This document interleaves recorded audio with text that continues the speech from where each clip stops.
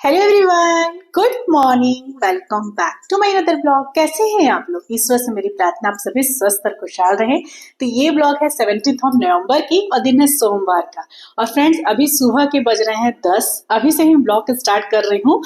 सुबह बहुत सारे काम हो जाते हैं और अभी जस्ट मेरे हस्बैंड जी निकले हैं ऑफिस के लिए। उनको निकलने के बाद मैं वीडियो ऑन कर दी थी, थोड़ी सी करूंगी आप लोग से बातचीत और उसके बाद मैं अपना ब्रेकफास्ट आप लोग को दिखाऊंगी। तो फ्रेंड्स, आज 17 ऑफ नवंबर है और अब मेरे नवंबर वेट लॉस चैलेंज के लास्ट 14 से 15 दिन बचे हैं। तो आज से मैं फ्रेंड्स स्टार्ट कर रही हूँ 16:8 इंटरमिटेंट फास्टिंग। जैसा कि आप लोगों को पता है 1 नवंबर से मैं अपना वेट लॉस चैलेंज स्टार्ट की थी और मैं 14:10 इंटरमिटेंट फास्टिंग करती थी, जो मेरा सुबह 9 बजे से लेके शाम 7 बजे का विंडो होता था। लेकिन अभी लास्ट नवंबर मतलब लास्ट जो 13-14 दिन बचे हैं, ऐसे तो 15 दिन मतलब 15 नवंबर के बाद ही स्टार्ट करने वाली थी, लेकिन कल संडे था तो मैं सोचा चलो संडे को छोड़ देती हूँ। तो आज से मतलब 17 नवंबर से आज से ठीक 14 दिन है इस मंथ को कंप्लीट होने में। तो आज से मतलब 17 नवंबर से मैं स्टार्ट कर रही हूँ 16:8 इंटरमिटेंट फास्टिंग। मतलब सब कुछ वही रहेगा, बस मैं टाइमिंग स्लॉट को थोड़ा और कम करूंगी। 1 नवंबर से लेके टिल देन मतलब 15 नवंबर तक मैं फॉलो की थी 14:10 इंटरमिटेंट फास्टिंग, जो कि सुबह 9 बजे से लेके शाम 7 बजे का मेरा विंडो था। और अब 16 नवंबर संडे था तो उसको छोड़ दी हूँ और आज 17 नवंबर है सोमवार। तो आज से लेके 30 नवंबर तक मतलब 30 नवंबर तक मैं फॉलो करूंगी 16:8 इंटरमिटेंट फास्टिंग, जिसके अनुसार मैं 8 घंटे का ईटिंग विंडो रखूंगी और बाकी के 16 घंटे मेरा फास्टिंग पीरियड रहेगा।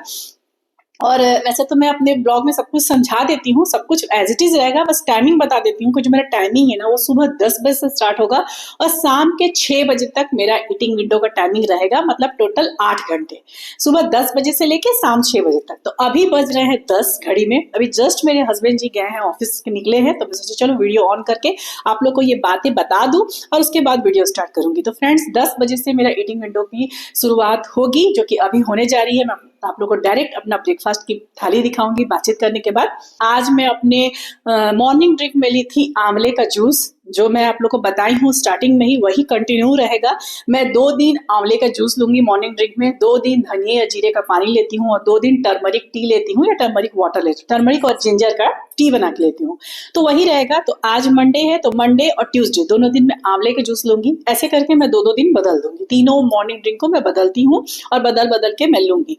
और आप चाहें तो सातों दिन एक ही चीज फॉलो कर सकते हैं, आप चाहें तो अलग अलग भी फॉलो कर सकते हैं। लेकिन मेरा तो मानना ये है कि अभी सर्दियां आ रही हैं तो जितने भी चीज है ना सर्दियों वाली, जैसे कच्ची हल्दी सर्दियों में आसानी से मिल जाती है, आंवला आसानी से मिल जाता है, इन सब चीजों को ना, सारी चीजों को हमें शामिल करनी चाहिए विंटर में। तो जैसा कि मैं आप लोगों को पहले बताई हूँ, मैं अपना जो मॉर्निंग ड्रिंक है वो अपने फास्टिंग पीरियड में ही लेती हूँ। तो मेरा मॉर्निंग ड्रिंक हो गया है। इस टाइम पे मैं सब काम कंप्लीट कर ली हूँ, सुबह के जितने भी काम होते हैं मैं सारे कंप्लीट हो गए हैं और अब मैं जा रही हूँ अपना ब्रेकफास्ट करने। टाइम के साथ आप लोग अपना ब्रेकफास्ट दिखाऊंगी। मैं एक बार फिर से बोल रही हूँ, आज से मेरी जो इंटरमिटेंट फास्टिंग की विंडो है वो सिर्फ 8 घंटे की रहेगी, मतलब सुबह 10 बजे से लेकर शाम के 6 बजे तक। और इसके बीच में जो जो मैं खाऊंगी वो आप लोग को दिखाऊंगी। तो चलिए बातों को आगे ना बढ़ाते हुए चलते हैं, टाइमिंग के साथ आप लोग को अपने ब्रेकफास्ट की थाली दिखाते हैं और उसके बाद इस ब्लॉग को स्टार्ट करते हैं। तो फ्रेंड्स, आज मैं अपने ब्रेकफास्ट में लूंगी हरे मूंग का स्प्राउट्स, जो कि प्रोटीन का बहुत अच्छा स्रोत है। साथ में फाइबर को ऐड ऑन करने के लिए इसमें मैं डाली हूँ ढेर सारी सब्जियां। सब्जियों में मैं डाली हूँ खीरा, टमाटर, प्याज, धनिया पत्ता, हरा मिर्चा बारीक बारीक काट के। और मसालों में मैं ऐड की हूँ इसमें चाट मसाला, रोस्टेड जीरा पाउडर और काला नमक। सारी चीजों को डालने के बाद इसमें डालूंगी मैं नींबू का रस, जो कि इसके टेस्ट को और भी ज्यादा इनहेंस कर लेगा। और देखिए बहुत ही आसानी से मिनटों में, बिना किसी तामझाम के, बिना कुकिंग किए, ये अच्छा सा प्रोटीन से भरा नाश्ता तैयार हो गया। इसे आप अपने ब्रेकफास्ट में, लंच में, डिनर में किसी भी टाइम पे ले सकते हैं।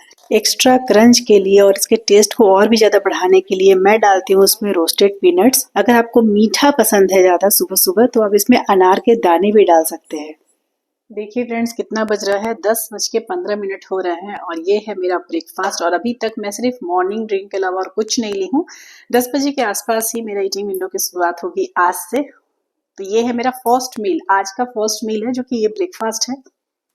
तो फ्रेंड्स, जैसा कि मैं पहले भी आप सबसे डिस्कस कर चुकी हूँ कि इंटरमिटेंट फास्टिंग जो है वो कोई डाइट नहीं है, बस ये एक खाने का पैटर्न है कि एक निश्चित टाइम पे आपको खाना है और बाकी टाइम पे आपको फास्टिंग रखनी है। इंटरमिटेंट फास्टिंग वेट लॉस का एक ऐसा फॉर्मूला है जिसे फॉलो करके आप सब कुछ खाते पीते अपना वेट आसानी से कम कर सकते हैं। आपको किसी भी तरह के क्रैश डाइट की नीड नहीं पड़ेगी। कुछ अपने लिए अलग से बनाना तो नहीं था, लेकिन लेट हो गया, 10, 15, 20 हो गया, इसलिए क्योंकि मैं धूप में बैठ गई थी थोड़ी देर।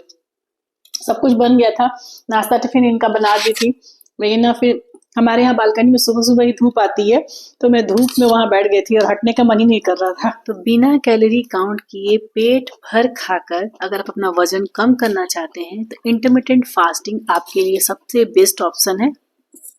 तो चलिए कर लेती हूँ अपना ब्रेकफास्ट और मिलती हूँ आप लोग से अपने इंडियन टी के साथ, मतलब गुड़ वाली चाय के साथ। इंटरमिटेंट फास्टिंग में जब हम बहुत लंबे समय तक उपवास रखते हैं तो हमारी बॉडी एनर्जी के लिए हमारे शरीर में जमे हुए फैट को इस्तेमाल करता है और हमारा वेट लॉस प्रोसेस को बहुत ही जल्दी फास्ट कर देता है। ब्रेकफास्ट के करीब 40 से 45 मिनट के बाद मैं लेती हूँ अपनी इंडियन टी, अपनी गुड़ वाली चाय, और इसे मैं अपनी बालकनी में धूप में लेके बैठ के पी थी। और उसके बाद मेरा आता है मिड मॉर्निंग स्नैक्स का टाइम, जिसमें मैं आज ली हूँ एक ऑरेंज। कोई भी सीजनल फ्रूट्स आप ले सकते हैं। और अभी दोपहर के बज रहे होंगे 1:30 और मैं किचन में आई हूँ अपने लिए लंच बनाने के लिए। लंच की तैयारियां तो मुझे आज करनी नहीं थी, सब कुछ पहले से तैयार है, क्योंकि मैं अपने हस्बैंड जी को सुबह नाश्ते में आज सत्तू के पराठे दी थी, तो सत्तू की स्टफिंग बची है, साथ में बैंगन का चोखा भी बना है, धनिया पत्ता की चटनी खत्म हो गई थी, वो मैं पीस ली हूँ और आटा भी लगा हुआ है। तो बस अब मेरे लिए 2 पराठे बनाऊंगी। लेकिन उससे पहले, मतलब पराठे बनाने के पहले, मैं आप लोग को दिखाना चाहती हूँ ये प्रोडक्ट जो कि मैं ऑनलाइन मंगवाई हूँ, और ये 2 दिन पहले, मतलब सैटरडे के दिन आया था। संडे को मैं यूज की हूँ, इस एक बार यूज कर ली हूँ। और ये स्टील की कढ़ाई है, सुमित कंपनी की है।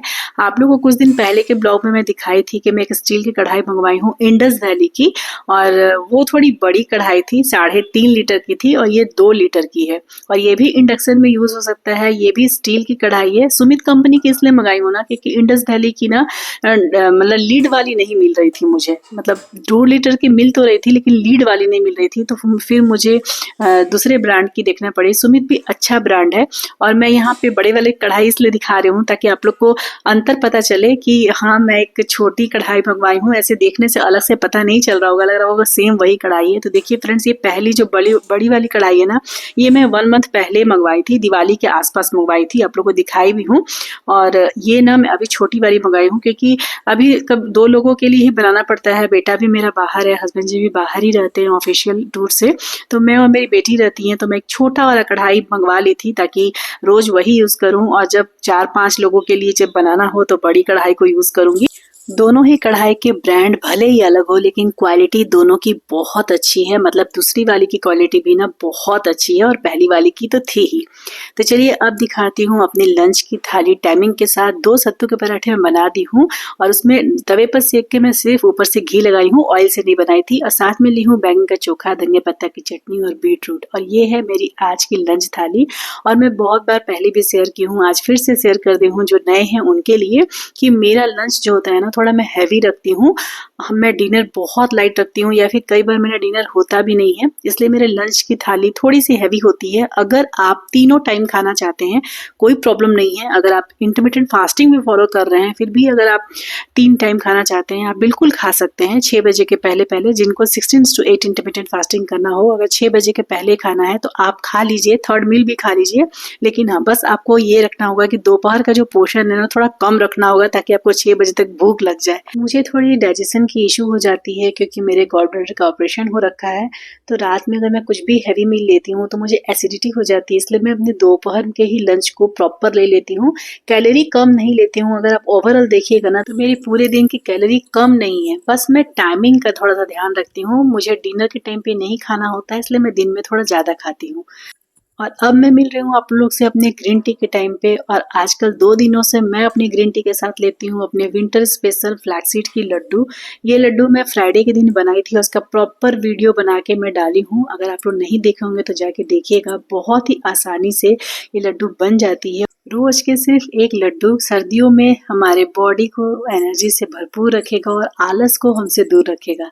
तो इस रेसिपी को जरूर देखिएगा और ट्राई भी जरूर कीजिएगा, खुद के लिए भी और अपने फैमिली के लिए भी।